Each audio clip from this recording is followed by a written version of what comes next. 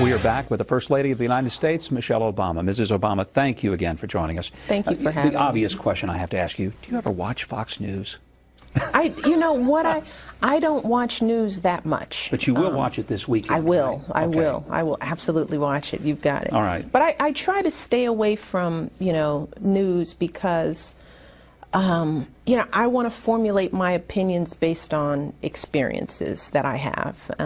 So, I'll read clips, I get headlines, but I tend, and I try to keep home kind of a news-free zone.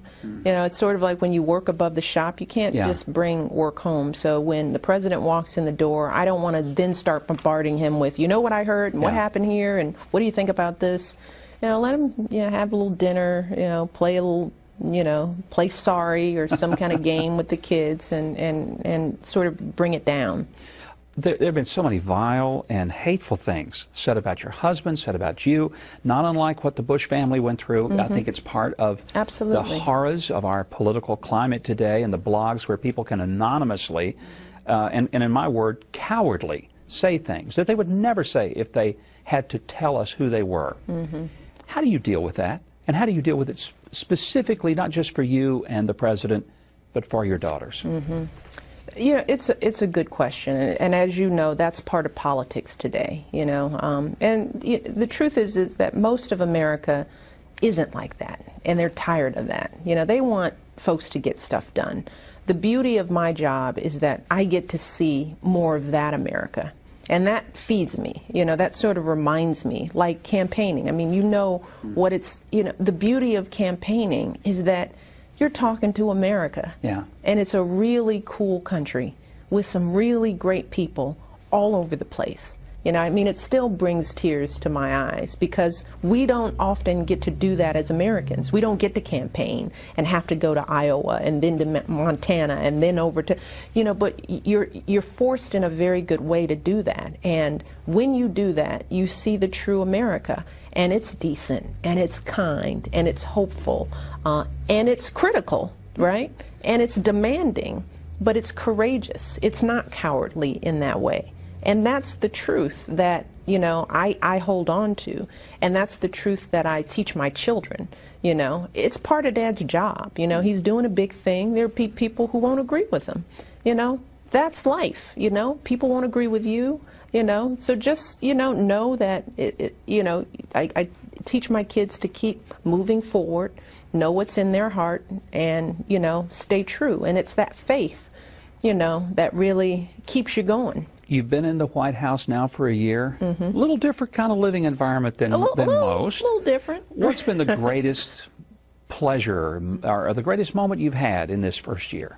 There have been so many. In the White House, one of the things that I love to do is to bring kids in who usually don't get to, sit in those chairs or walk in those rooms.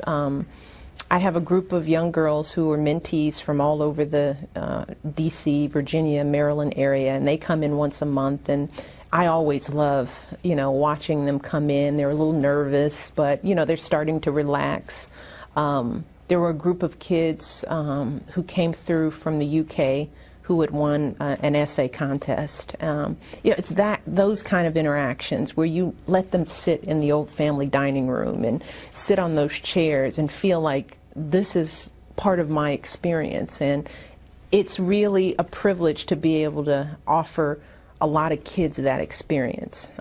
That's one of the most fun parts in the White House. Now this year, it's travel, and seeing my kids see the world, watching them meet the Pope, where Sasha's big thing she noticed about the Pope was that he had a nick in his thumb. And she wrote an essay about it. So you should see the horror when I looked on there and said, is that what you saw? But that she was about thumb level to him. But just watching that and watching their interaction when they met the Queen and when we traveled to Ghana, to the Cape Coast and saw, the old slave ports. Those kind of experiences are a privilege. And we're seeing the world and the country in a way that few people will. And that's, those are the things that I hold you know, so closely, and I'm grateful that my children not only get the experience, but they are appreciative in the experience, and they're not arrogant about the experience, and they're grateful. And it's continuing to make sure that they're grounded and grateful and understand that to whom much is given, much is expected. So hopefully they'll be working hard to, you know, give back just a fraction of what they've been given. I want to ask you, what do you wish people knew about you that they don't know? Wow. You know, I still feel like Michelle. You know, I think that I try to be who I really am, you know. When I share stories and I talk personally, I mean, it's really because, you know, I still connect with people at the core. So, you know, I guess I want them to know is what they see is what they get, you know. But I think it's important for people to know that I'm really proud to be in this position, because, you know, I grew up on the south side of Chicago. You know, my parents, my father worked a shift. There is no way that I could have imagined that I'd be in this position to be able to serve my country in this way, and that I'm doing everything that I can every day to make my country proud, so that when I go abroad and represent us, you know, I want America to know that I'm thinking about doing it the best way that I can, and that my intentions are to help, truly. And if helping means being quiet or sitting down or standing up or, you know, working a little harder, I'll do it.